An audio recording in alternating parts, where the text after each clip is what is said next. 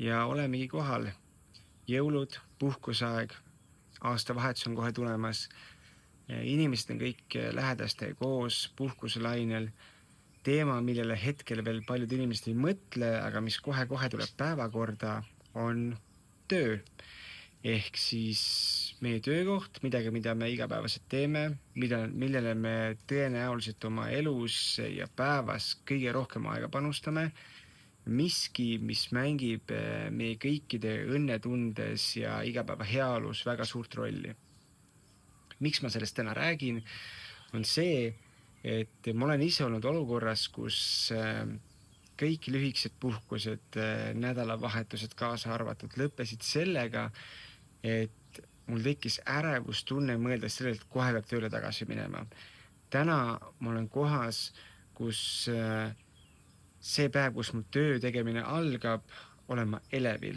Mul on hea meel, mind ootavad ees põnevad väljakutsed ja see, mis ma teen, tõeliselt pakub mulle rahuldust. Seega, kui sa mõtled praegu sellele, et sa kohe-kohe lähed tööle tagasi, siis mõtle korraks sellele, mis tunnet see sinus tekitab. Kas pigem ärevust või rohkem elevust?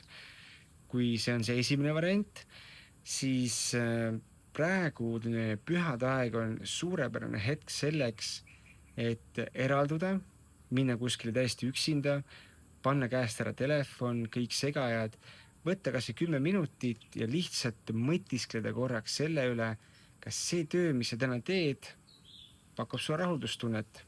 Ja kui ei, siis uus aasta on suurepärane aeg selleks, et see muutus tuua enda ellu. Ma olen YouTube'i videoid päris palju juba teinud, mul on väga mitu videot töö teemal, kuidas aru saada, kas töö sulle sobib, kuidas leida see õige töö, mis just sulle sobib, olenemata sellest, kas sa oled nii-öelda 2 jalaga maa peal väga materiaalses maailmas kinni inimene või sa oled ka avatud rohkem sellistele esoteerilistele lahendustele.